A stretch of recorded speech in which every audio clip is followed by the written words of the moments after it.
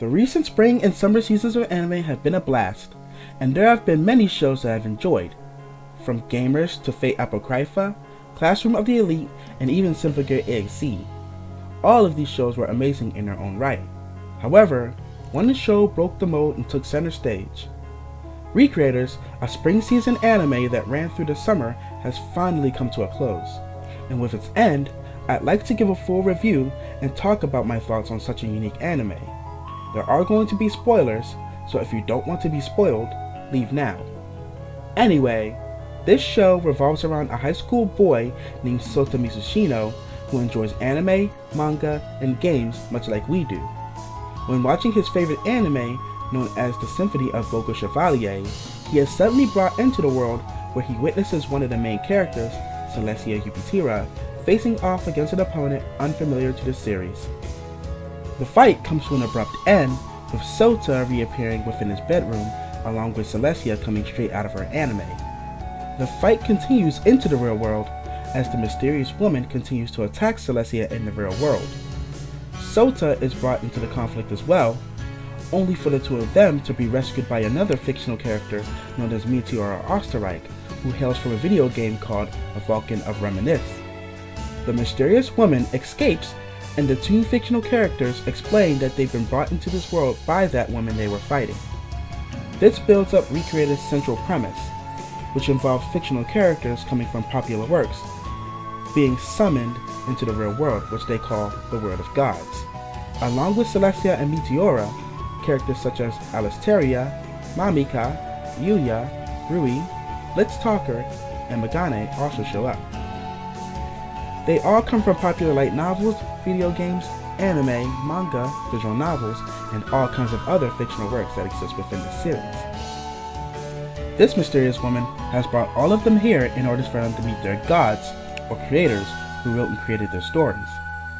The woman is then revealed to be a fictional character named Altair, who was created by Sota's dead friend, Setsuna Shimazaki, who had killed herself after being harassed online for her skills in art and writing. Altair's goal is to destroy the world and take revenge on those who caused Setsuna's death. In order to do this, she enlists Blitz, Mamika, and Alisteria to fight for her. Those fighting on the side of good are Celestia, Yuya, Meteora, and Rui, while Megane is on neither side. Battles commence between the fictional characters, their laws and ideals clashing. Some characters, like Mamika, consider the things that Celestia and the others are doing are bad, and as a good character from a magical girl show, wants to defeat evil.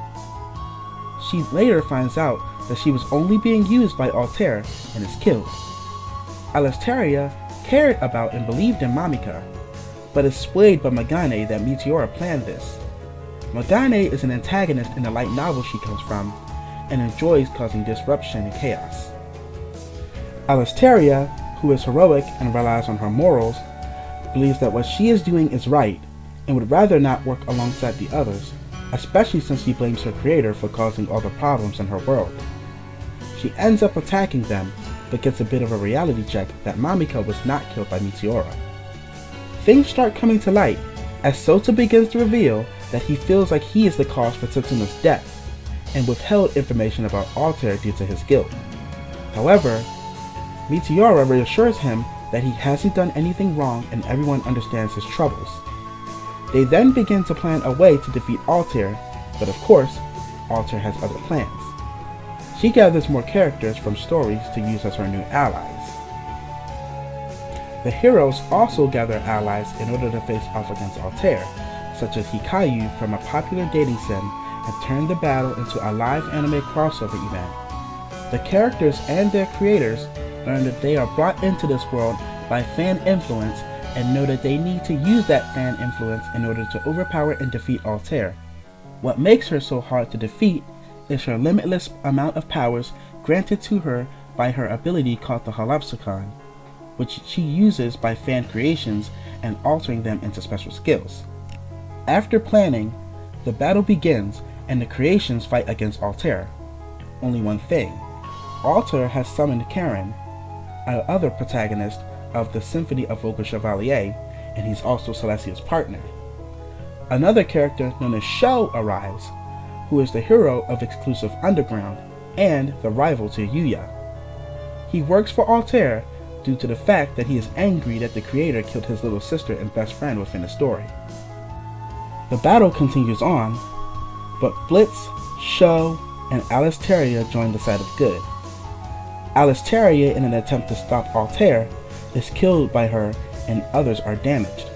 Celestia sacrifices herself in order to take Karen down, and the alternate Altair that was created to defeat her gets transferred into her.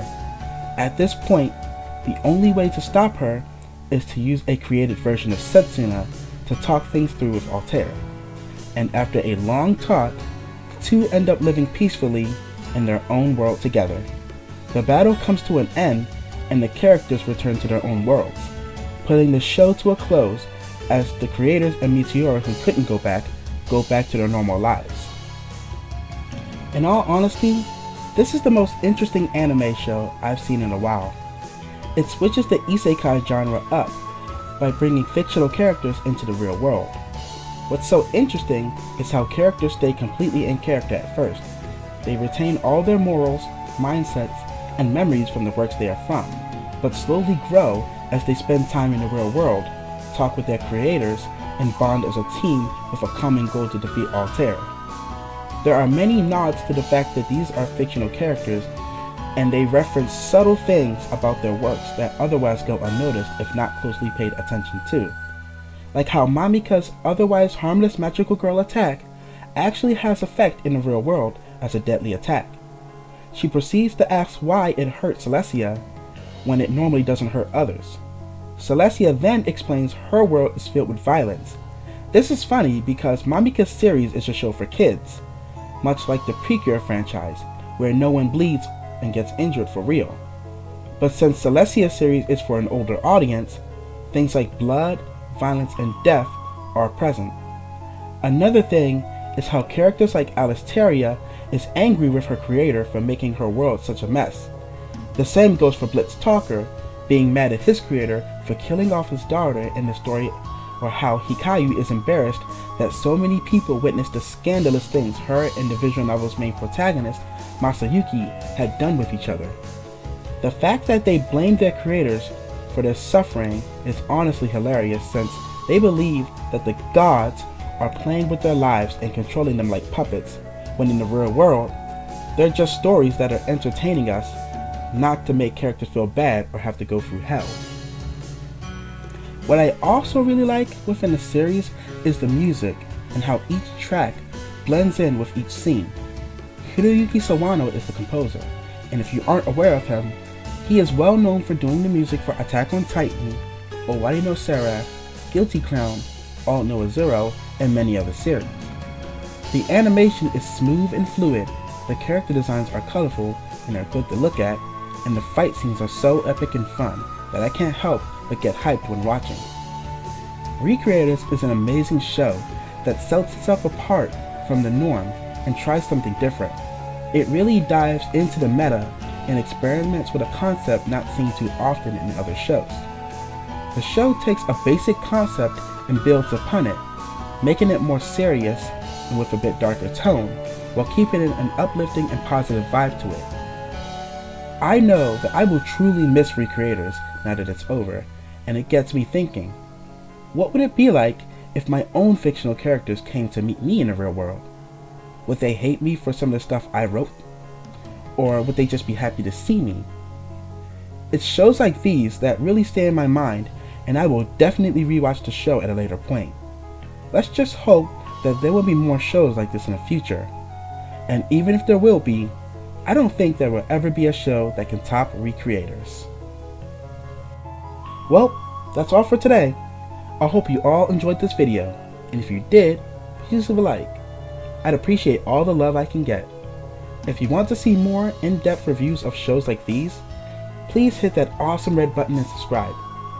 You can also follow me on Twitter at Tomoki_1982, which I'll leave in the description below.